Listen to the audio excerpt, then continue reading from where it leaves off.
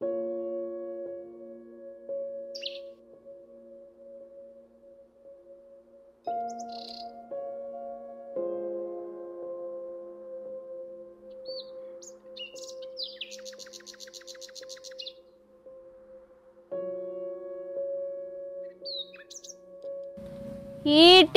இல முளைச்ச ஈச்சங்காடங்கே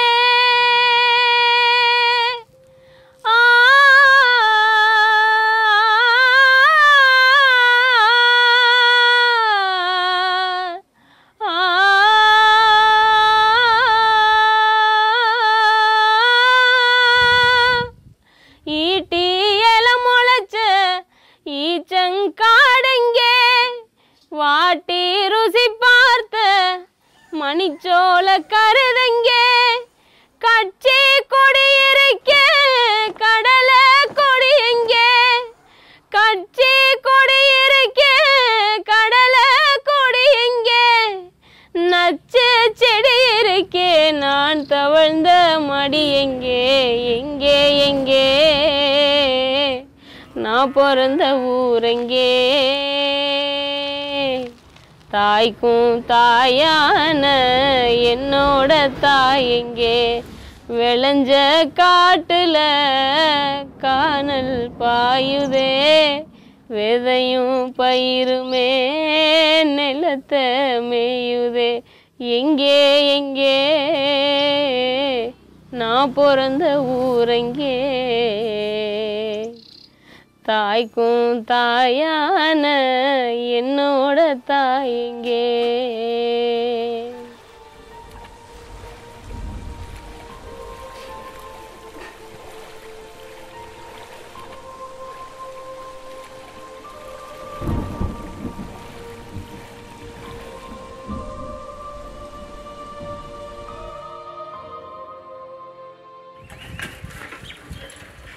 காவிரி டெல்டா விவசாயிகளின் வாழ்வையும் தொழிலையும் நிர்மூலமாக்கிய கஜா புயல் முடிந்து 100 நாட்களுக்கும் மேலாகிவிட்டது. ஆனால் அது ஏற்படுத்திய பாதிப்புகளின் வலியும் மரணமும் இன்னும் மாறவில்லை.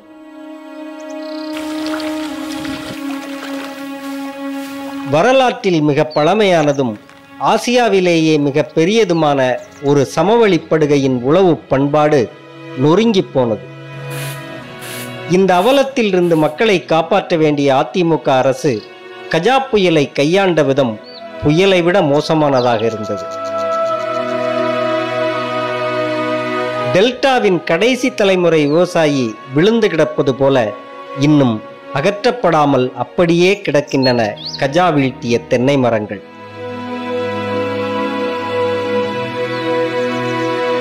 தன் தென்னந்தோப்பில் கஜாவுக்கு பிந்தைய கடைசி தேங்காய் வெட்டை கவலையோடு பார்த்து கொண்டிருக்கிறார் பெரிய குமுளை முருகேசன்.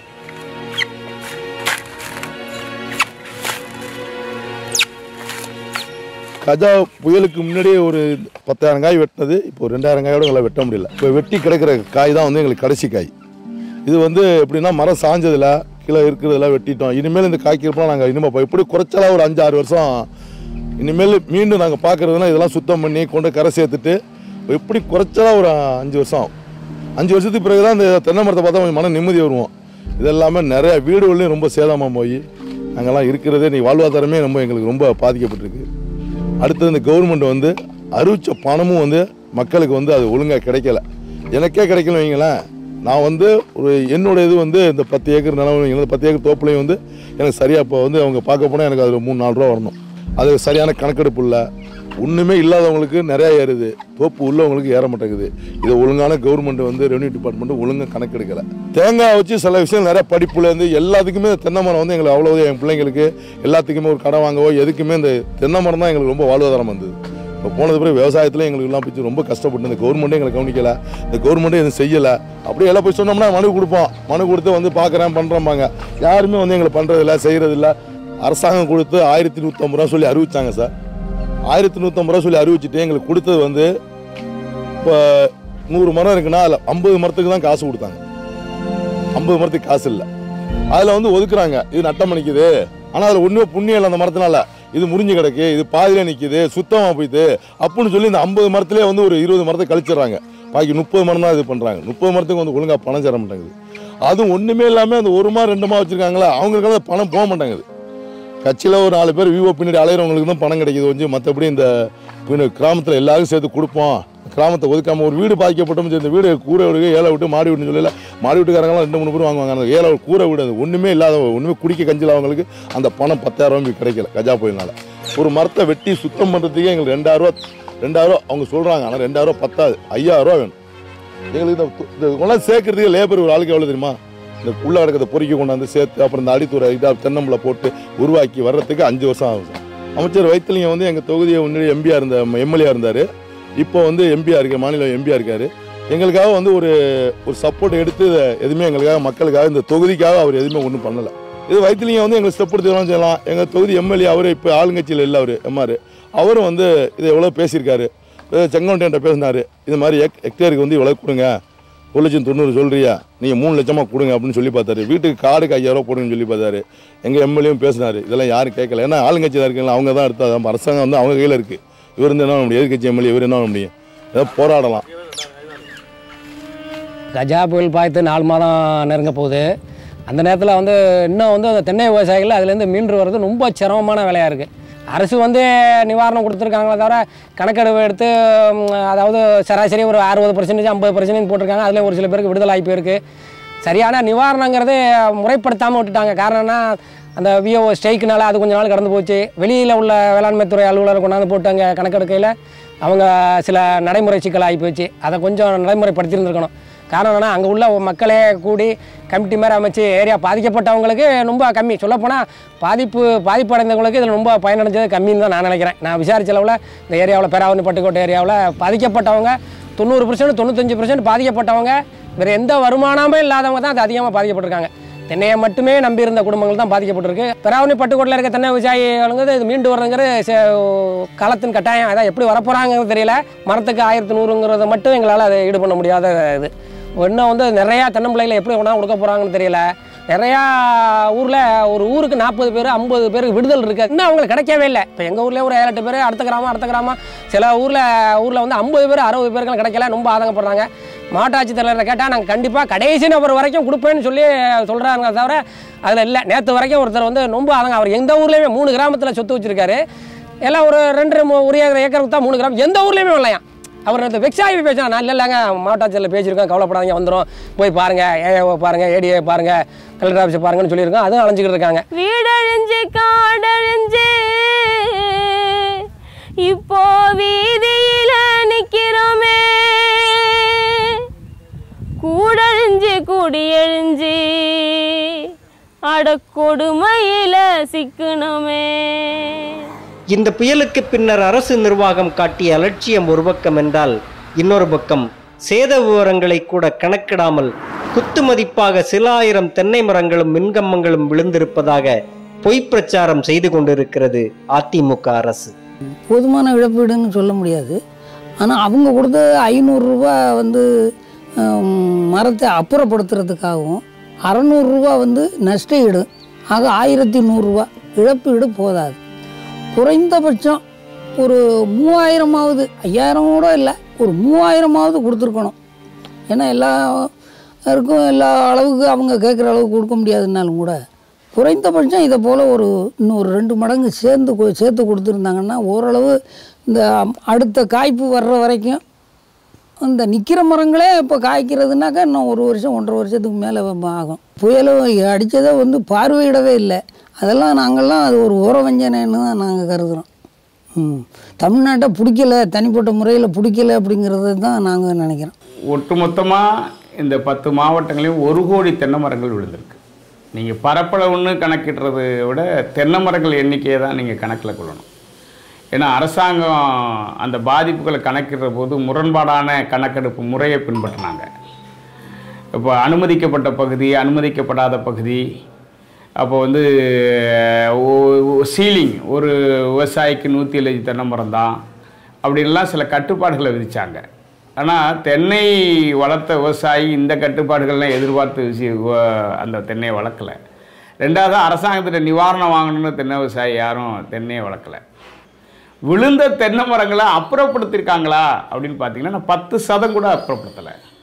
யாராலெல்லாம் தென்னை மரத்தில் மாற்று தொழில் வச்சுருந்தாங்களோ வெளிப்பகுதிகளில் பெரும் பண ஆதிக்கம் பெற்றவர்கள், வசதி படைத்தவர்கள், மாட்டுத் தொழில் செய்யக்கூடியவங்களுக்கு தான் சொந்த ஊரில் 10 ஏக்கர் 50 ஏக்கர் 100 ஏக்கர்னு தென்னை மரம் வச்சுருந்தவங்க மட்டும் ஒரு 10% பேர் அந்த தென்னை மரங்களை அப்புறப்படுத்தியிருக்காங்க.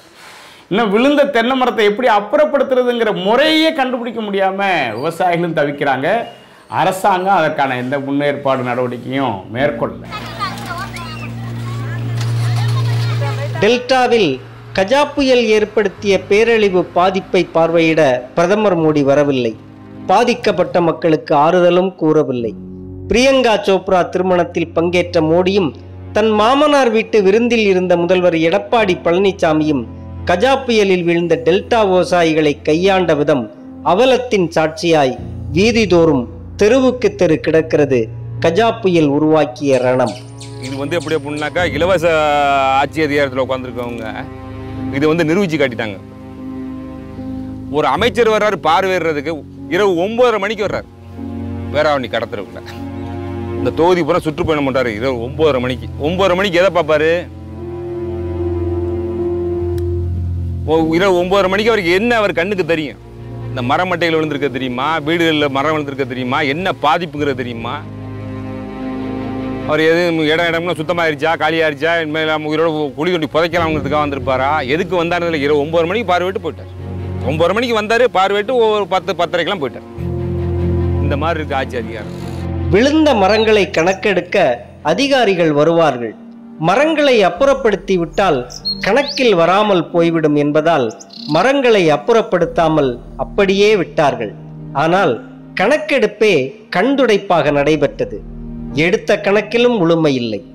ஒருவருக்கு 500 தென்னை சேதம் என்றால் அதில் 300 கூட கணக்கில் வரவில்லை. விளைவு சரிபாதி மரங்களுக்கு மேல் கணக்கில் ஏற்றப்படவில்லை. நட்டையீடும் போதுமானதாக இல்லாததால் 100 நாட்கள் கடந்தும் மரங்கள் அப்படியே கிடக்கின்றன. அன்னைக்கு புயல் அன்னைக்கே கூட செத்துருவோம்னு கூட ஒரு மனசில் தோணுச்சு. எல்லாம் நண்டு சின்ன பிள்ளைகளாக இருந்துச்சு.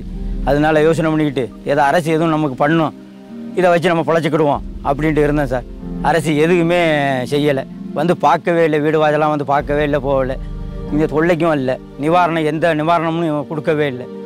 எழுதிட்டு போனாங்க, போட்டோ எடுத்துகிட்டு போனாங்க, எந்த சொல்லியுமே இல்லை சார். அந்த அளவுக்கு எங்களுக்கு இதாக போயிடுச்சு. மனசு இப்போ ரொம்ப வேதனையில் இருந்துக்கிட்டு இருக்கு.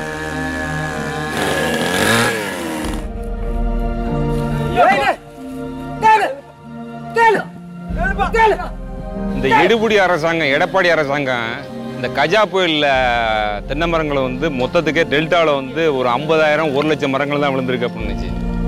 எனது பஞ்சாயத்து பேராவரணி தொகுதியில் கலனிவாசல் பஞ்சாயத்து. எனது பஞ்சாயத்தில் மொத்தம் 4 கிராமங்கள் இருக்குது. நான் குடியிருக்கிறது கலனிவாசல் கிராமம். எனது கிராமம் ஒரு கிராமத்தில் மட்டுமே நெருக்கி 1.5 லட்சம் 2 லட்சம் தென்னை மரத்துக்கு மேலே விழுந்திருக்கு. இது சுற்றி பார்த்துக்குங்க. உண்மையாக வாங்குற சம்பளத்துக்கு வேலை பார்க்குற அரசு அதிகாரி என்னன்னா வர சொல்லுங்க. அவனுக்கு நான் தூரடியிலே எண்ணி காட்டுறேன். என் கிராமத்தில் மட்டும் குறைஞ்சது 1 லட்சம் தென்னை மரங்களுக்கு மேலே விழுந்திருக்கு. ஆமாம், அதை மூடி மறைக்கிறதுக்கு இந்த எடுபடி அரசாங்கம் அதை இல்லாத வேலைகளை புறம் பண்ணாங்க. எடப்பாடியும் பன்னீர்செல்வமும் ஊதியை எங்களோட தென்னை மரத்தை சாய்ச்சாங்கன்னு நான் சொல்ல வரல. குற்றச்சாட்டை அவங்க மேலே அந்த மாதிரி வைக்கவே இல்லை. இயற்கை சீற்றத்தில் புயல் பாதிச்சிருச்சு. 161 கிலோமீட்டருக்கு மேலே அப்படிங்கிறது எங்களுக்கு தகவல் வருது. புயல் 161 கிலோமீட்டரில் அடித்து சாய்ச்சிருச்சு அப்படின்னு. இந்த எடப்பாடி அரசாங்கம் சொல்லுது 100 கிலோமீட்டர்லாம் அடிச்சிருக்கு காற்று அப்படின்னு. இதை உண்மையான இதை சொன்னாக்கா என்ன, வெளி மாநிலங்கள்லேருந்து வெளிநாடுகள்லேருந்து இந்த உதவியை வாங்கி இந்த மக்களை கை தூக்கி விடுறதுக்கு உங்க திங்கிற சோத்துல மண்ணை அள்ளி போட்டாங்க மக்கள். வேகத்திலே கதன புயல் அடிச்சதில்ல நக்கத்தம்மா நீ மயில வயஞ்சடைஞ்ச. இந்த பாவத்தை கொண்டு போய் அவங்க எந்த காசிலேயோ ராமேஸ்வரத்துலேயோ என்ன மக்காவிலேயோ எங்கே இந்த போப்பான் இருக்கிற ஊர்லேயோ கொண்டு போயெல்லாம் இவங்க கழுவவே முடியாது. இவங்க குன்னக்குடி காவடி எடுத்தாலும் இங்கே உருப்பிட்டு உருத்தரவே மாட்டாங்க. இந்த மக்களோட துயரம் முழு மூச்சா துடைக்காத வரையிலும் இவங்க உருப்பிட்டு உருத்தரவே மாட்டாங்க.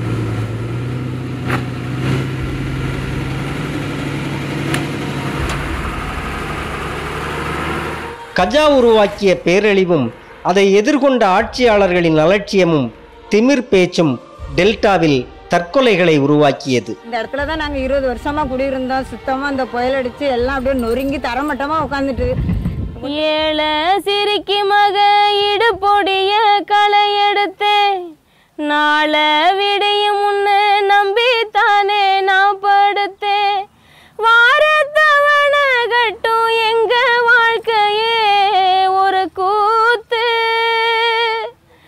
ஈர கோல புடுங்கி ஆத்தே எரிஞ்சிடுச்சே பெருங்காத்து.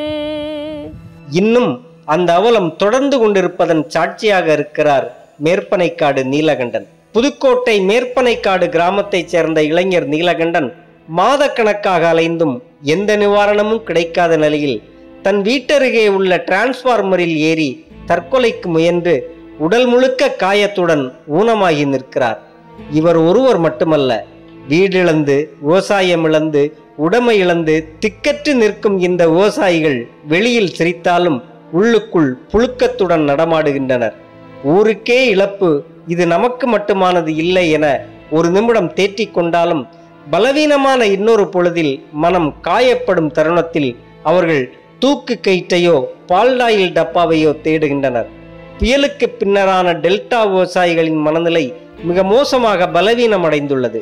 தொடர்ந்து 5 ஆண்டுகள் காவிரியில் தண்ணீர் வரவில்லை என்றபோதும் கூட புலம்பிக்கொண்டே குருவைக்கு நாற்றுவிட்ட அவர்கள் கஜா ஏற்படுத்திய பேரழிவில் இருந்து வெளியேறும் வழி தெரியாமல் நிலைகுலைந்து கிடக்கிறார்கள். எங்கள் குடும்பம் நாங்கள் அன்றாட வேலைக்கு போய்ட்டு சம்பாரிச்சு அது பண்ணிகிட்டு இருக்கோம். எங்கள் அம்மா 3000 சம்பளத்துக்கு வேறு வேலைக்கு போயிட்டுருக்கு.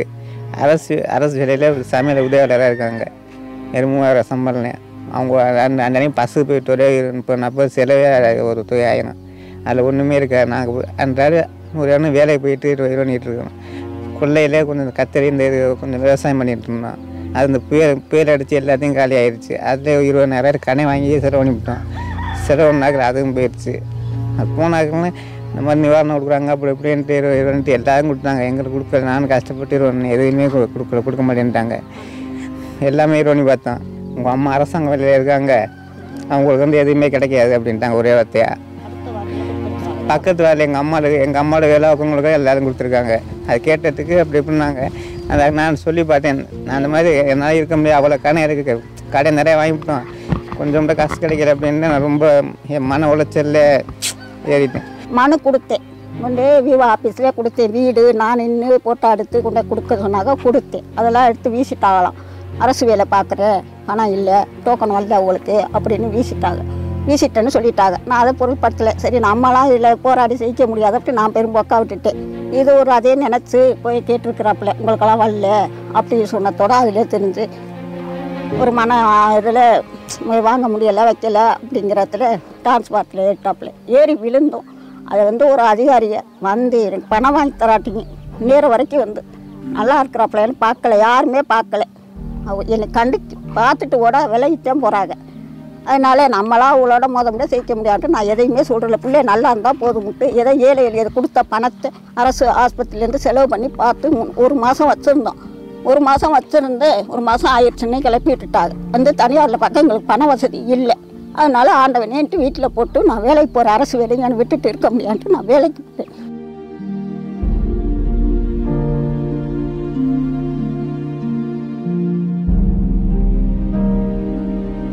ஃபோன் வந்துச்சு, மனநோயாளி எதுன்னா ஆஃபீஸில் மனநோயாளி வந்து நீங்கள் வந்து நீலகண்டுக்கு வந்து பணம் வாங்கிக்கிறீங்கன்னு அப்படின்னு வந்துச்சு. நான் வந்து இது யார் எனக்கு ஒன்றும் புரியலை. நான் இப்போ ஹாஸ்பிட்டலில் யார் இது இப்படி கொடுத்துருப்பாங்கன்னு எனக்கு ஒன்றுமே புரியலை. அது யார் கொடுத்துருப்பாங்க, இந்த சர்டிஃபிகேட்டு நம்ம கொடுக்கலையே. அப்போ அங்கே கொடுத்ததுனால தானே இது இப்படி வர்றாங்க. எனக்கு அந்த பணம் வேண்டாம். மனநோயாளியாக நான் பிள்ளைய பைத்தியக்கார மைனா நான் வந்து பார்த்து கொண்டு போக விரும்பலை. அந்த பணம் எனக்கு வேண்டாம், நான் போக மாட்டேன்ட்டு நான் பெட்டை விட்டு அசையலை. என் பிள்ளையோடவே கிடந்தேன். எல்லாருக்கும் கொடுத்து நம்மளுக்கு கிடைக்கலையே அப்படிங்கிற வெறியில் தான் இந்த டிரான்ஸ்பாரத்தை பிடிச்சான ஒழிய ஒரு மனநோயாளியாக அவன் செய்யலை. நல்ல உள்ளே தான் நல்ல குணம், நல்ல எல்லாருக்கும் செய்கிற குணம் மனம் எல்லாமே இருக்குது, எல்லா தகுதியும் இருக்குது. வேணுமுன்னா டாக்டரை கூட்டி வந்து செக் பண்ணிக்கிறீங்க. மனநோயாளியாக இருந்தால் எந்த நடவடிக்கையும் எனக்கு எடுக்க வேண்டாம், எங்கள் பிள்ளைக்கு எடுக்க வேண்டாம்.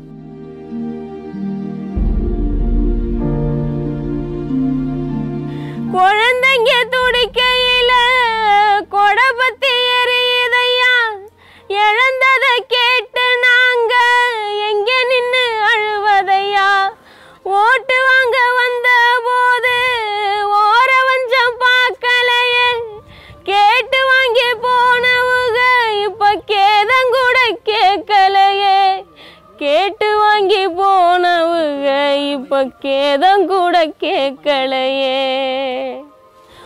போல குடிச கட்டி ஒத்த மாடு வளர்த்து வந்தேன்.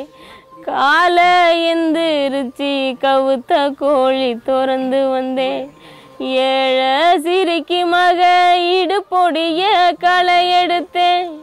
நாளை விடியும் முன்ன நம்பித்தானே நான் படுத்தேன். வாரத்தவண கட்டும் எங்க வாழ்க்கையே ஒரு கூத்து. ஈரக்கொல பிடுங்கி ஆத்தே எரிஞ்சிடுச்சே பெருங்காத்து. கஜா சிதைவில் இருந்து மீண்டெழுவது ஒரு சவால் என்றால், விவசாயிகள் சந்திக்கும் அடுத்த பேரிடி நெல் கொள்முதல். விளைந்த நெல்லை அரசு கொள்முதல் செய்வதில்லை என்றும், அப்படியே கொள்முதல் செய்யும் நெல்லுக்கு மூட்டை ஒன்றுக்கு 30 ரூபாய் கமிஷன் கொடுக்க வேண்டியுள்ளது என்றும் வருந்துகின்றனர் விவசாயிகள். டெல்டாவின் நெல்களஞ்சியன்னு சொல்கிற திருவாரூர் மாவட்டத்தில் திருத்துறைப்பூண்டி பக்கத்தில் உள்ள ஆதிரங்க கிராமம் எங்கள் கிராமம். கஜா புயலில் ரொம்ப மோசமாக நாங்களாம் வாழ்வாதாரத்தை இழந்து நெல் அறுவடை பண்ணுறது கொஞ்சம் நெஞ்சம் இருந்த நெல்லை அறுவடை பண்ணி கொண்டாந்து இங்கே நெல் கொள்முதல் நிலையத்தில் வச்சா இந்த இது கஜா புயலில் பாதிக்கப்பட்ட இந்த கவர்மெண்ட்டுக்கு சொந்தமான இடம் இதுவரையும் பார்க்காம 3 மாதம் பிறகு இப்போ ரிப்பேர் பண்ணுறாங்க. போன வாரம் பெஞ்ச மழையில் நெல்லெல்லாம் நனைஞ்சி எல்லாம் முளைச்சி போயிடுச்சு. அப்படியும் கொஞ்சம் நெஞ்சம் இருக்கிற நெல்லை கொண்டாந்து போடுங்கன்னு சொன்னால் கூட ஒரு நாளைக்கு இத்தனை மூட்டை தான் பிடிப்போம் அப்படின்னு சொல்லி அவங்களுக்குள்ளே ஒரு கணக்கு வச்சுக்கிறாங்க. ஏன்னு கேட்டால் சாக்கு வரலைங்கிறாங்க. சாக்கு வரல, அது ஒரு குறை இருக்குது. அப்படியே நெல் போட்ட நெல்லுக்கும் 20 நாள் ஆகுது, இன்ன வரையும் பணம் ஏறலை. பாருங்க, என்கிட்ட பில்லு கூட இருக்குது. நெல் போட்ட நெல்லுக்கு பில்லு இருக்குது. 20 நாள் ஆகுது, இன்ன வரையும் அவங்க பணம் ஏற்றி விடல. மழை பெஞ்சா நனையுது, வெயில் அடிச்சா காயுது, நெல் பிடிக்க மாட்டேங்கிறாங்க. ஒரு நாளைக்கு 500 சிப்பம் 600 சிப்பம் தான் சொல்கிறாங்க. அதுக்கும் ஒரு மாதம் 15-20 நாள் அது பில்லு போட்டு அனுப்புனாலும் பணம் கிடைக்க மாட்டேங்குது. அதுக்கு 330 ரூபா அட்வான்ஸ் முன்னாடி பணத்தை வாங்கிக்கிட்டு தான் பில்லு கொடுக்குறாங்க. ரெண்டாவது வந்து இவங்க வந்து இவ்வளோ நாளும் பார்க்காம இப்போ வந்து பார்த்துக்கிட்டு இருக்காங்க. இந்த இருக்கிற மானம் வந்து ஒரு இதாக இருந்துச்சுன்னா, நான் மழை பெஞ்சா இந்த மூட்டை மறுபடியும் எல்லா நாளையும் அவங்க பிடிச்சி வச்சுருக்கிற நெல்லும் நாளையும் மிராசார்கள் நெல்லும் நாளையும் எல்லாமே மொத்தமாக போகும். ஒரு நாளைக்கே 10,000 மூட்டை 20,000 மூட்டையே ஒரு கிராமங்களில் அறுவடை நடக்குது. அது ஒன்று. அப்போ கொள்முதல் காலம் குறைகிற போது கொள்முதலை அதிகப்படுத்தி தேவையான பணத்தை கொடுத்து உடனடியாக கொள்முதல் பண்ணி அந்த நெல் மூட்டைகளை உடனடியாக லாரிகளில் ஏற்றி கொண்டு போய் குடோன்களில் வைக்கணும். நெல் சேமிப்பு கிடங்குகளில் வைக்கணும். அதை வைக்கிறதுக்கு எந்த நடவடிக்கையும் மேற்கொள்ளலை. ஒன்று. ரெண்டாவது, ஒரு மூட்டை என்பது இப்போ வந்து 40 கிலோ சிப்பந்தான்.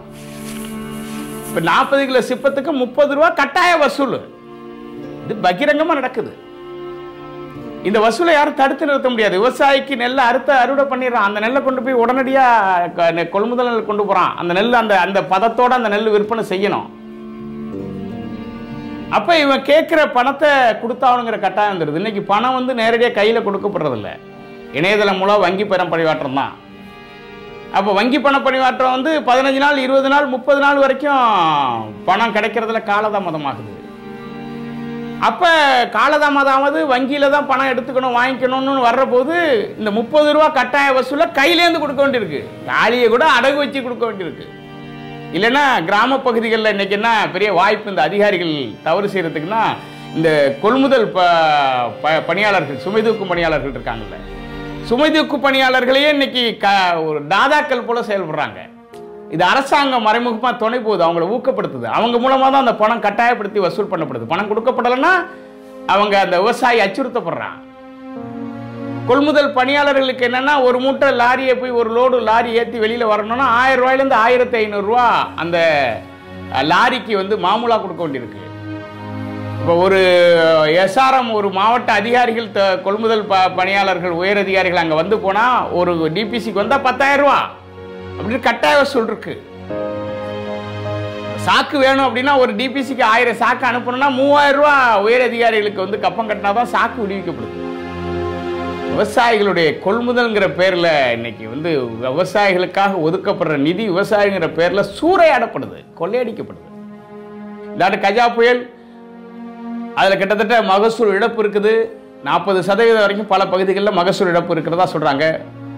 ஒரு ஏக்கருக்கு 30 மூட்டை 1800 கிலோ நெல் வாங்கணும்னாக்கா கிட்டத்தட்ட 1000 கிலோக்குள்ளே தான் இன்றைக்கி அறுவடை நடக்குது, வருவாய் இருக்குது. அப்போ அதில் ஒரு இழப்பு, இதில் ஒரு இழப்பு, கஜா புயல் தாக்குதலால் ஏற்பட்ட அந்த இழப்பு, எல்லா வகையிலையும் விவசாயிகள் முடங்கி இருக்கிறாங்க. இதுக்கு என்ன தீர்வு? இதை யார் தீர்க்க போறா?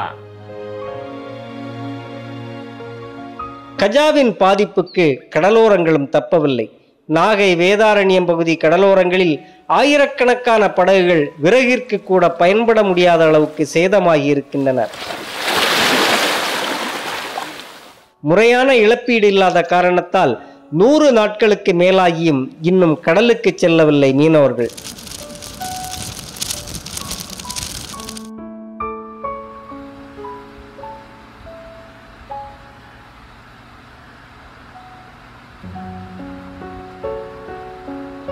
கஜா புயல் காரணமாக எல்லாம் அடித்து அங்கே கொண்டாந்து ஒரு ஓரமாக ஒதுக்கி போட்டுட்டு தொழிலுக்கு இவ்வளோ நாளாகி தொழிலுக்கு போக முடியலை. காரணம் என்னென்னு கேட்டிங்கன்னா, இந்த சேர் சகதி இருக்குது. மீன் வியாபாரி வரமாட்டாங்க. மீனை பிடிச்சிட்டு வந்து படகு நிறுத்துறதுக்கு இடம் இல்லை, இந்த சேர் கிடக்கிறதுனால. அரசாங்கம் கொடுத்த நிதி போதுமானது இல்லை. ஒரு படகுகள் வந்து செய்யறனா 2,40,000 ரூபா வரும். புது படகு இந்த படகு செய்யறனா அதில் தனியாக இன்ஜின் ஒன்று 65,000, மொத்தம் 3 லட்ச ரூபா வந்துடும். 3 லட்ச ரூபாய்க்கு 1,50,000 ரூபா தான் கொடுத்துருக்குறாங்க. எங்களுக்கு அதை வச்சுட்டு புது படகு பண்ண முடியாது. இதில் 9 விதமான வலைகள் இருக்குது. ஒரு வலைகளும் ஒரு வெரைட்டி இருக்குது. ஒரு மீன், வாழை மீன், வவ்வா மீன், காளை மீன், இறால் பிடிக்கிறது, இதேமாரி 9 வகையான வலைகள் இருக்குது. ஒரு வலை செட் பண்ணுறதுனா 1 லட்ச ரூபாயிலேருந்து 1,50,000 ரூபா வரைக்கும் இருக்கும். ஒரு வலை 30,000 ரூபாய்க்கும் இருக்குது. இந்த மத்தி மீன் பிடிக்கிற வலை 30,000 ரூபாய்க்கும் செட் பண்ணலாம். 9 விதமான வலை அது செட் பண்ணுறதுக்கே முடியாது எங்களுக்கு. இதில் போட்டு நாங்கள் புதுசாக கட்டுறோன்னா 3 லட்ச ரூபா வேணும். அதனால் இருக்கிற போட்டை கொஞ்சம் டேமேஜ் பழுது பார்த்துக்கிட்டு கொஞ்சம் வலைகள் எடுத்து செட் பண்ணிவிட்டு இப்போ தான் செட் பண்ணிகிட்டு இருக்கிறோம். இது வரைக்கும் தொழிலுக்கு போக முடியல. போகாமல் இருக்க முடியாது. எங்களுக்கு போக வழி இல்லை. படகு இல்லை, படகு ரெடி ஆகணும்னா வலை இல்லை. இப்படி பல பிரச்சனைகள்னால போக முடியல. மெயினாக போட்டு நிறுத்துறதுக்கு இடம் இல்லை, சேர் சகதி இருக்குது. இவ்வளோ காரணத்தினால நாங்கள் போக முடியல. எங்களுக்கு வேறு தொழில் எதுவுமே தெரியாது. 4 மாதம் கடல் மீன் பிடிக்கிறது தான், வேறு எந்த தொழிலுமே தெரியாது. இன்றைக்கி என்ன பெரிய கொடுமையாக இருக்குது. இந்த மாதிரி இந்த எடப்பாடி வந்து இந்த மாதிரி கொடுமைப்படுத்தி பெரிய தொல்லையாக கிடக்கு தலைவர். ஒரு கோட்டை வாங்கி கொடுக்க முடியல. அந்த இதில் ஒரு ஆளுங்கட்சி ஆளையாக இருந்து வந்து இங்கே நீட்டு வந்து பழவை போட்டு ஏற்றிட்டு வந்து கொண்டாந்து விட்டோம். இன்னும் ஒன்றும் செய்ய முடியல. கஜா புயலை கூஜாவாக்கி விட்டோம் என்று அதிமுக அமைச்சர்கள் கூறிய நிலையில் காவிரி டெல்டா மாவட்டங்களில் இப்போதும் இழப்பீடு கேட்டு ஏதோ ஒரு கிராம மக்கள் போராடி கொண்டிருக்கிறார்கள். 1 பைசா கூட நிவாரணம் கிடைக்காத தென்னை விவசாயிகள் அதிகம். நான் வந்து எம்எஸ்சி மேத்ஸ் படிச்சிருக்கேன். 1983 மேத்ஸ் முடிச்சுட்டு விவசாயம் பண்ணணுங்கிற ஆர்வத்தினால தான் வேலைக்கெல்லாம் போக வேண்டியதில்லை, இதை பார்த்துக்கிட்டு இருப்போம். முன்னோர்கள் சம்பாரிச்சது, இடையில நான் சம்பாரிச்சதெல்லாம் பார்ப்போம் அப்படிங்கிறதுக்காக பார்த்துக்கிட்டு இருந்தது. அப்புறம் தென்னந்தோப்பு, நெல் இந்த மாதிரிலாம் பண்ணிக்கிட்டு இருந்தோம். இப்போ நீங்களே பார்க்குறீங்க, 15/11/2018 ஒரு இரவில் வந்து நம்ம வாழ்க்கை மாறினது தான் இதெல்லாம். நைட்டு தூங்க போனால் காலையில் எழுந்திரிச்சு பார்த்தா தோப்பு பூராவும் இது மாதிரி இருந்துகிட்டு இருக்குது. இதில் தோப்பு பூராவுமே எல்லாமே எனக்கு மொத்தம் ஏரியா வந்து எனக்கு வந்து 9 ஏக்கரில் தென்னை சாகுபடி பண்ணிகிட்டு இருக்கிறோம். அதில் ஒரு நைட்டில் எல்லாம் வாஷ் அவுட் ஆகி 90% மரம் இது மாதிரி எல்லாமே விழுந்துருச்சு. அதுக்கு பிறகு போய் அதிகாரிகள்கிட்ட முறையிட்டதுன்னா அவங்க எல்லோரும் வந்து பார்க்குறாங்க, கணக்கெடுக்கிறாங்க, ஃபோட்டோ எடுக்கிறாங்க, என்ன பிரச்சனை அப்படின்னு நம்மள்ட்ட கேட்குறாங்க. கேட்ட உடனே சரி சார், உங்களுக்கு வந்து நிவாரணம் அரசாங்கத்தில் அறிவிச்சிருக்கிறாங்க, கிடச்சிருவோம், நாங்கள் பார்த்துறோம்னா ரெக்கார்டு பண்ணிவிட்டு எழுதிட்டு போயிடுறாங்க. இது மாதிரி ஒரு 10 தடவை வந்து பார்த்துட்டு போனாங்க. அழிஞ்சு இது வரைக்கும் இந்த நிமிஷம் வரைக்கும் எனக்கு எந்த நிவாரணம் கிடைக்கல. ஆஃபீஸில் கேட்டால் உங்கள் லிஸ்ட்டு பேரை கலெக்டர் ஆஃபீஸுக்கு அனுப்பிச்சிருக்கிறோம், வந்துடும், நீங்கள் கவலைப்படாமல் போங்க அப்படின்னு சொல்கிறாங்க. அழிஞ்சு எப்போ வரும், என்ன நிவாரணம் கிடைக்கும், இந்த விழுந்த மரத்துக்கு என்ன தென்னங்கன்று கொடுக்குறாங்களா, வேறு ஏதாச்சும் மாற்று வழி ஏற்பாடு பண்ணுறாங்களா, எந்த ஆலோசனையும் சொல்கிறாங்களா? போய் கேட்டோம்னாலும் அதிகாரிகள் வந்து முறையான ஒரு பதிலை சொல்ல மாட்டேங்கிறாங்க. நிவாரணம் என்ன தொகை வந்திருக்கு, எவ்வளோ கிடைக்கும் அப்படிங்கிறதெல்லாம் எதுவுமே கிடையாது. இது மட்டும்தான் நமக்கு வாழ்வாதாரமாகவே இது வரைக்கும் நம்பிக்கிட்டு இருந்தது. இப்போ தென்னை மரத்தில் எல்லா மரமும் போனதுனால நம்ம யார்கிட்டையும் வரவு செலவோ கொடுக்குறவாங்களோ எந்த இதுவுமே நம்ம இதை மட்டும் நம்பிட்டு இருக்கிறதுனால பெரிய சிரமத்துக்கு ஆளாகிட்டோம். நம்ம நீங்கள் இந்த ஏரியாவை சுற்றி பார்த்தீங்கன்னாக்கா எங்குமே இதே மரம் தான், இதே கண்டிஷனில் தான் இருந்துக்கிட்டு இருக்குது.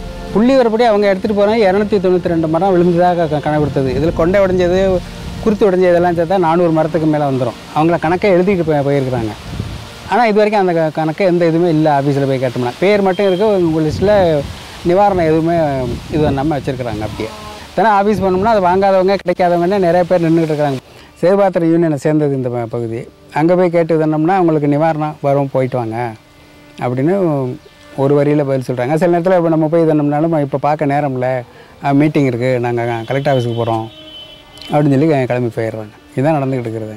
15-11க்கு பிறகு நாங்களும் டெய்லி அங்கே போயிட்டு வந்துட்டு விசாரிச்சுக்கிட்டு இதெல்லாம் பண்ணிட்டு தான் இருக்கிறோம். இன்னமும்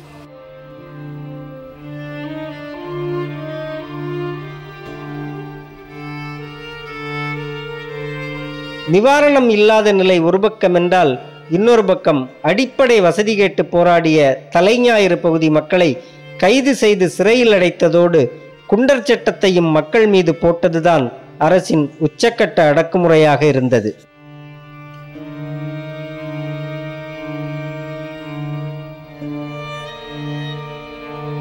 இப்போ அடித்ததில் தலையால் தான் கடுமையான பாதிப்பு. இங்கே மிகப்பெரிய கஷ்டம். இன்னொரு ஒரு 3 நாளாச்சு ஒரு பால் வாங்குறதுக்கு தண்ணி வாங்குறதுக்கு தண்ணியே கிடையாது. ஒரு குடி தண்ணி கூட இல்லாமல் மக்கள் அவ்வளோ அவசரப்பட்டு, ஒன்றும் உணவு இல்லை, கட்டிக்க துணி இல்லை.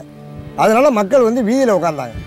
வீதியில் உட்காந்து போராடும் போது போலீஸ் அங்கேருந்து இறங்கி தடியடி நடத்துகிறாங்க. அவங்க பாட்டில் சம்மந்தம் இல்லாமல் தடியடி அடித்து, தாயை அடித்து, பிள்ளை அடித்து, எல்லாம் வாய்க்காலில் செதறி எல்லா பிள்ளைகளும் விழுந்தானே போலீஸுக்கு இப்போ போலீஸ் விரட்டுறாங்க. விரட்டும் போது எங்களை போலீஸ் 20 நாளைக்கு விட்டு போலீஸ் எங்களை 140 பேர் மேலே வழக்கு, திருநாடு 7 பிபிடி ஆகிட்டு, தாசில்தாரை உடைச்சது, வேலையை தடுத்ததுன்ட்டு பல்வேறு கணக்கான வழக்கு, இளைஞர் மேலேயும் எங்கள் மாதிரி ஆளு மேலேயும் ஏகப்பட்ட வழக்கு போட்டு 47 பேரை இரவோடு இரவாக 1 மணிக்கு கதை உடைச்சி, உள்ளே பூந்து கதை உடைச்சி, தகரத்தை உடைச்சி இழுத்துக்கிட்டு கிட்டத்தட்ட 47 பேர் இழுத்து மத்திய சிறையில் அடைச்சி விட்டாங்க. போலீஸை ஏவி விட்டு, எஸ்பியை ஏவி விட்டு, டிஎஸ்பி அவங்க எல்லாம் ஏவி விட்டு எங்களை அடித்து பிள்ளையெல்லாம் தொந்தரவு பண்ணி, ஒருத்தர் எல்லாமே பாதி பேருக்கு கையை முறிஞ்சு 2 பேர் மேலே குண்ட சட்டம் போட்டிருக்காங்க. தலைஞாயில் 2 பேர் மேலே குண்ட சட்டம். மணிரத்னங்கிற ஒரு பையன் ஒன்று, அவர் அவங்க அப்பா பேர் ஜெயபால், சுதாகர் அப்பா பேர் பக்கிசாமி, 2 பேர் மேலே குண்ட சட்டம் போட்டிருக்காங்க. மிகப்பெரிய இந்த வீடு வாசலிருந்து அத்தனை நிற்கிற எந்த எதிர்பார்க்காமலோ போலீஸ் வெறியாட்டம். போலீஸ்லாம் கடுமையான வெறியாட்டம் போட்டு எங்களை ஓஎஸ் மணி பேச்சை கட்டிட்டு அத்தனை பேரையும் வழக்கு எங்களை பதிவு பண்ணியிருக்காங்க. எங்களை கண்டிஷன் எல்லாம் கையெழுத்து போட்டு விட்டுருக்கோம். 35 நாள் கண்டிஷனில் கையெழுத்து போட்டு விட்டுருக்கோம். 35 நாள் ஜெயிலில் இருந்திருக்கோம். தொடர்ந்து யாருமே காப்பாற்றல, யாருமே காப்பாற்றுறது நியாயம் இல்லை. ஆனால் திமுக தளபதி அவர்கள் தான் கவலைப்படாதீங்க, உங்களை தளபதி சொல்லியிருக்காரு, நாங்கள் ஜாமீன் எடுத்துடுறோம் அப்படின்னு சொன்னால் ஒவ்வொருத்தரும் 8 பேர் ஜாமீன்தார். அப்போ 47 பேருக்கு எத்தனை ஜாமீன்தார் பிடிக்கிறாங்க? 8 பேர் ஒரு ஆளுக்கு 4 வழக்கு. இதே தீவிரவாதி கொண்டு போகிற மாதிரிக்கு எங்களை என்னமோ நாங்கள் என்னமோ விஜயமல்ல மாதிரிக்கும் எங்களை என்னமோ ஒரு பெரிய ஒரு கீழ்த்தரமாக ஒரு தலைஞாயிறில் ஒரு அமைச்சர் இருக்கிற ஊரில் ஒரு கீழ்த்தரமாக காவல்துறை நடந்து போட்டு அதிமுகவில் 20 பேர் உண்டு. அது திமுக காவல் பண்ணி விட்டுச்சு. சொந்த ஊர் ஓஎஸ் மணி ஜெயலலிதா அமைச்சர் சொந்த ஊர். எந்தமான ஒரு உதவி கூட பண்ணலன்னு சொன்னால் அப்புறம் என்ன மனிதாபனம் என்னங்க இருக்குது? இதில் நீதிமன்றத்தில் இருக்கிற நீதி அரசர் என்ன சொல்கிறா? நீதி அரசர்னா என்ன கல்யாணம் பண்ணாமா கோர்ட்டா? எப்போ பார்த்தாலும் தலைஞாயிறத்தில் வழக்கு போடுறீங்க, இனிமேல் சரியாக இருக்காது அப்படின்னு நீதி அரசர்கள் எங்கெங்கே கஜா புயல் அடிச்சிச்சோ அங்கங்கே உள்ள நீதி அரசர்கள் இந்த மாதிரி பொய்யான வழக்குகள் போடாதீங்க, தப்பு அப்படின்னு நீதி அரசரே சொல்கிறாருங்க. நாகை மாவட்டத்தில் கஜா புயல் எந்தெந்த இடத்துல கஜா புயல் மக்களுக்காக பாடுபடுறதுக்கு மக்களுக்கு எந்த வேணும்னு கேட்டாங்களோ, தண்ணி ஒன்று கேட்டாங்களோ, அது ஒன்று கேட்டாங்களோ, அத்தனை பேரும் வழக்கு போட்டாங்க. இந்த மாதிரிக்கு ஒரு அராஜகம் ஓஎஸ் மணி அந்த ஒரு அராஜகத்தை ஒழிச்சு பண்ணணும். அதிமுகனுடைய ஆட்சி இதோட கூண்டோட கல்யாணம் பண்ணி வேட்டி அவுத்து தூக்கி விட்டு அதை கிழிச்சி எறிஞ்சாங்க. தூக்கி வேட்டியை காவல்துறை அத்துமீறல் வந்தோடனே தப்பிச்சா போகிறோங்கிற இடத்துல இன்று வரையில் நேற்று கூட புதிதாக வழக்கில் சேர்க்குறாங்க. இந்த தெருவிலேயே இதுவரையில் 193 பேர் மேலே வழக்குகள் தொடரப்பட்டிருக்கு. 193 பேரில் அதே அந்த அன்று இரவு 2:15 மணிக்கு அத்துமீறிய போது 44 பேரை கைது பண்ணாங்க. அதில் 3 பேர் அரசு ஊழியர்கள், 5 மாணவர்கள், வயதானவங்க எத்தனை பேரும் எதுவுமே தெரியாதவங்க எவரவர்கள்லாம். அது அவர்களை மடக்கி பிடித்த விதம் இருக்கிறதே ஒட்டுமொத்தமான மனித உரிமை மீறல். என்னன்னா, ஒரு வீட்டில் லைட் அடிக்கிறாங்க, ஆம்பளை செருப்பு 2 இருந்ததுன்னா 2 செருப்பு இருக்கக்கூடாதா? ஒருத்தனுக்கு ஒரு செருப்பை போட்டு ஊருக்கு போயிட்டான், ஒருத்தன் தான் இருக்கான். இன்னொருத்தன் எங்கன்னு அடிக்கிறான் அந்த ஒருத்தனை பிடிச்சிட்டு. 2 செருப்பு இருக்குங்க, என்ன அது ஒரு ஜோடிக்கு ஒரு ஆள் இருக்கான், பிடிச்சாச்சு அவனை அடித்து. இன்னொரு ஜோடிக்கு எங்கே ஆள்? இப்படிப்பட்ட கொடுமையை நீங்கள் எங்கேயாவது கேள்விப்பட்டிருக்கீங்களா இந்த காலத்தில்? ஆக மக்களையே இப்படி அச்சுறுத்தி மக்களையே அடித்து துன்பற்றுகின்ற ஒரு அரசாங்கம், ஒரு அமைச்சர், சட்டமன்ற உறுப்பினரே அவர் தான் இருக்கின்ற போது நாங்கள் எப்படி இதை வெளிப்படுத்துவது என்றே எங்களுக்கு தெரியவில்லை. இப்படிப்பட்ட சூழ்நிலையில் நாங்கள் இருக்கோம். கஜா புயலில் பாதிக்கப்பட்ட மக்களுக்கு அரசு நிவாரணம் வழங்காத நிலையில் நிவாரணப் பொருட்கள் அடங்கிய பெட்டிகளை ஆங்காங்கே தமிழக அரசு பதுக்கி வைத்திருந்தது. அப்படி திருவாரூர் மாவட்டம் கருவாக்குறிச்சி அரசு மேல்நிலைப் பள்ளியில் வைக்கப்பட்டிருந்த நிவாரணப் பொருட்கள் திடீரென தீப்பற்றி எரிந்தது. இது ஆளும் கட்சியினராலேயே வைக்கப்பட்ட தீ என்று அப்பகுதி மக்கள் சந்தேகப்படுகிறார்கள்.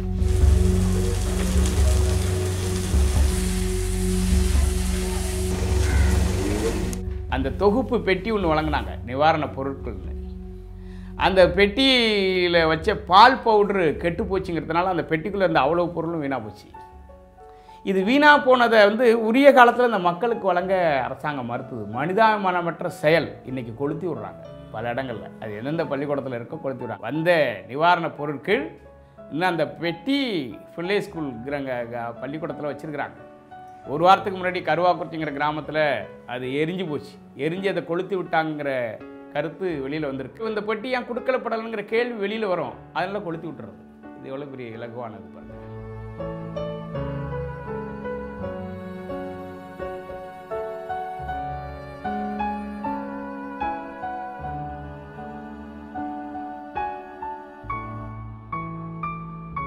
இன்னொரு பக்கம் இன்னும் அரசின் நிவாரணப் பொருட்கள் பல பள்ளிகளிலும் பதுக்கி வைக்கப்பட்டிருக்கின்றன. மன்னார்குடியில் உள்ள தனியார் பள்ளியில் அப்படி கோடிக்கணக்கான ரூபாய் மதிப்புள்ள பொருட்கள் பதுக்கப்பட்டிருப்பதை நாமும் உறுதி செய்து கொண்டோம். காத்தும் மழையும் வந்து வீட்டை களவாண்டு போயிருச்சே,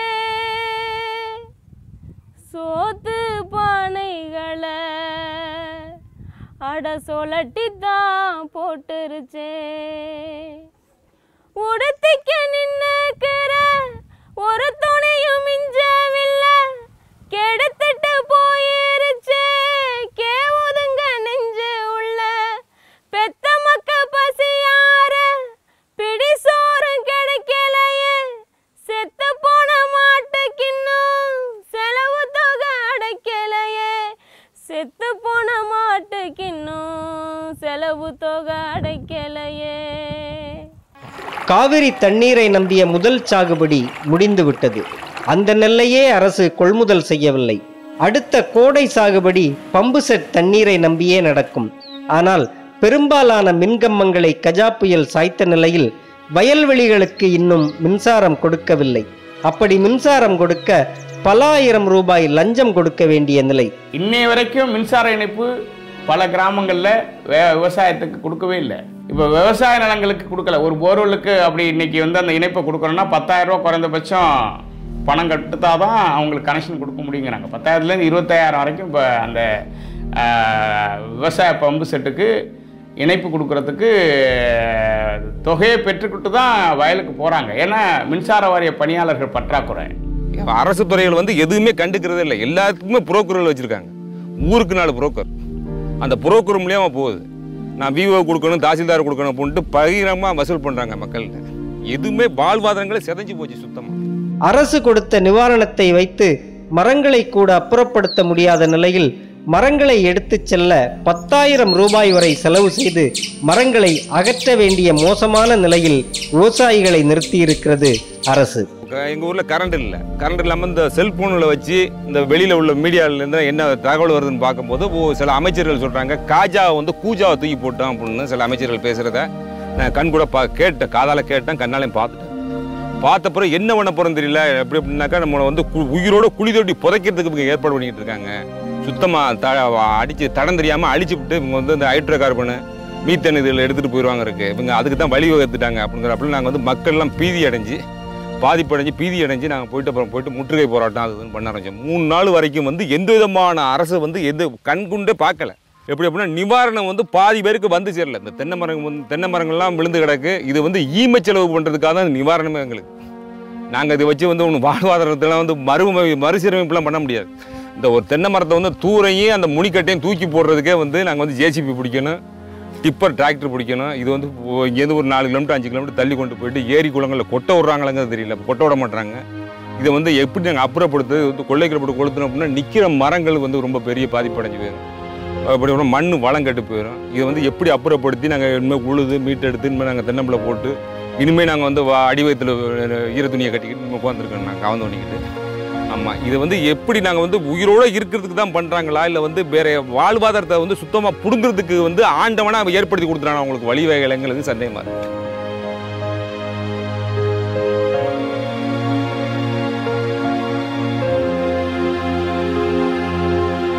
தனியார் தொண்டு நிறுவனங்களும் திமுகவும் தனிநபர்களும் கொடுத்த நிவாரணங்கள் தான் ஓரளவு டெல்டா மக்களை இதுவரை பாதுகாத்திருக்கிறது.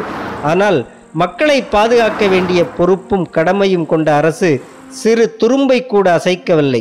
3 மாவட்டங்களே சிதைந்து கிடக்கிறதே, அதை மீள்கட்டமைக்க தேவையான திட்டங்கள் ஏதேனும் தீட்டப்பட்டிருக்கிறதா? இதற்கான சிறப்பு நிதி ஒதுக்கீடு, சிறப்பு நிபுணர் குழு ஏதேனும் உண்டா? எதுவும் இல்லை. இதே கஜா புயலுக்கு சில மாதங்கள் முன்புதான் கேரள மாநிலம் வரலாறு காணாத வெள்ளத்தை கண்டது. அந்த பிரம்மாண்ட வெள்ள பாதிப்பிலிருந்து பிரமிக்கத்தக்க அளவில் அந்த மக்கள் மீண்டெழுந்து வந்தார்கள். அதற்கு முழு காரணம் கேரள அரசு. அந்த அளவுக்கு மக்கள் நலன் பேணிய அரசாக அது இருந்தது. ஆனால் எடப்பாடி பழனிசாமி தலைமையிலான இந்த அரசோ பேரிடர் மீட்பு, மீள்கட்டுமானம் ஆகியவற்றில் எந்த அக்கறையுமற்றதாக இருக்கிறது. கஜா புயல் பாதித்த பகுதிகளை மீட்டெடுக்கும் எந்த எதிர்கால திட்டமும் இவர்களிடம் இல்லை.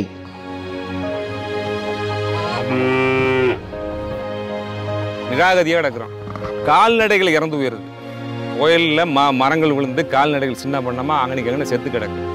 நாங்கள் போயிட்டு கால்நடை மருத்துவர் வந்து பக்கத்தில் இருக்கிறவங்கள கூட்டியாந்து ஒரு அடையாளத்துக்கு போட்டோ எடுத்து அதை வந்து அப்புறப்படுத்தி நாங்கள் வந்து புதைச்சிடுறோம். தொற்று நோய் பரவாமல் இருக்குது. நம்ம செயல்பட்டுக்கணும். ஒவ்வொரு இதுலுமே செயல்பட்டு நாங்கள் வந்து விவோக்கு தெரியப்படுத்துகிறோம். விவோக்கு தெரியப்படுத்துகிறோம், நீங்கள் ஆர்ஐக்கிட்ட சொல்லுங்கிறாங்க. ஆர்ஐக்கு தெரியப்படுத்துகிறோம். ஆர்ஐ தெரியப்படுத்துகிறோம். அவங்க சொல்கிறாங்க, நீங்கள் போய்ட்டு உங்களுக்கு வந்து நிவாரண பணம் வேணும் அப்படின்னா காவல்துறையில் கொண்டு புகார் கொடுங்க அப்படிங்கிறாங்க. எப்படி அப்படின்னாக்கா மரங்கள்லாம் வந்து அப்படியே ஸ்தம்பிச்சு போய் கிடக்கு. எங்கேயும் போக முடியாது. ஒரு 1 கிலோமீட்டர் போகணும் அப்படின்னாலே 1 மணி நேரம் 1.5 மணி நேரம் ஆகும். பைக்கு போகாது, காரு போகாது, எங்கிட்டுமே போக முடியாது. மரத்து மேலே ஏறி தான் போகணும். காவல் நிலையத்துக்கு போனாக்கா அவங்க என்ன சொல்கிறாங்கனாக்கா, யாரை கட்டி நீங்கள் அந்த மாட்டை அடக்கம் பண்ண எங்ககிட்ட புகார் கொடுத்து நாங்கள் வந்து ஆய்வு பண்ணணும். புயலில் தான் செத்துச்சா மாடு, இல்லை நீ அடித்து கொண்டு முடிய காசு வாங்குறதுக்காக நாங்கள் வந்து ஆய்வு பண்ணுங்கிறாங்க காவல்துறையில். இது வந்து அரசாங்கம். அது தென்னைக்கு 1100 ரூபாயும் தேர்தலுக்கு 2000 ரூபாயும் கொடுத்து விட்டால் போதும் என்பதே இவர்களின் கணக்கு. அந்த பணமும் எல்லா தென்னைகளுக்கும் கிடைக்கவில்லை. அதை மறைக்கத்தான் இப்போது தேர்தலுக்கு முன்னர் 2000 ரூபாயை கொடுத்து மக்களை ஏமாற்றுகின்றனர். இந்த 2000லாம் வந்து நீங்கள் வந்து இதில் வந்து மக்கள் வந்து தூக்கி நிப்பாட்டிவாங்கலாம் நினைக்காதீங்க. இங்கே வந்து வாக்க பிச்சை கேட்கறதுக்காக வந்து இவங்க வந்து காணிக்க கொடுக்குறதுன்னு நினச்சிட்டு இருப்பாங்க. மக்கள் வந்து ஓரளவுக்கு புரிஞ்சுட்டான். இந்த மாதிரி வந்து 3 கட்டவனுக்கு ஓட்டை போட்டு முக்காடு போட்டு உட்காந்துருக்கு வந்து இனிமேல் நியாயம் இல்லை. நாடு இந்த புயலில் வந்து சீர்கெட்டு போய் நிற்கிறது. மக்கள் நிற்கிறதுக்கு, மக்கள் வந்து இன்னைய நிலைமை வரைக்கும் துன்பப்பட்டு போய் நிற்கிறதுக்கு அரசு தான் காரணம். அவங்க இப்போ இந்த எலெக்ஷனில் ஜெயிக்கலாம்ங்கிற கணக்கில் கொடுக்குறாங்க சார். இந்த 2000 அதுக்கு தான் இது பண்ணுறாங்க, ஏற்பாடு பண்ணுறாங்க. கொடுத்து மக்களை திருப்புங்கிறதுக்காக பண்ணுறாங்க சார். ஆனால் இது சில ஆயிரம் ரூபாய்களில் மறந்துவிடக்கூடிய துயரம் அல்ல. பார்த்து பார்த்து கட்டிய குடிசை வீடு நொறுங்கி கிடந்தபோது வந்து எட்டி பார்க்காத இவர்களை மக்கள் மறக்கவில்லை. ஒரு தலைமுறையே குடும்பத்தோடு உழைத்து உருவாக்கிய தென்னந்தோப்புகள் தலை ஒடிந்து தொங்கிய நேரத்தில் ஆறுதல் சொல்லக்கூட வராத அதிமுக அமைச்சர்களை மக்கள் மன்னிக்கப் போவதில்லை. தீங்கென்ன செஞ்சதையா, மண்ணை விட்டு வேர் பிரிஞ்சு மாண்ட போக வச்சதையா, ஆடு கோழி புதைக்க கூட ஆளுக்கு ஒரு குழியும் இல்ல, வீடுன்னு சொல்லிக்கிற ஒரு விளக்க கூட விடவில்லை, வீடுன்னு சொல்லிக்கிற ஒரு விளக்க கூட விடவில்லை. ஓலை குடிசை கட்டி ஒத்த மாடு வளர்த்து வந்தேன், காலை எந்திரிச்சு கவுத்த கோழி திறந்து வந்தேன்.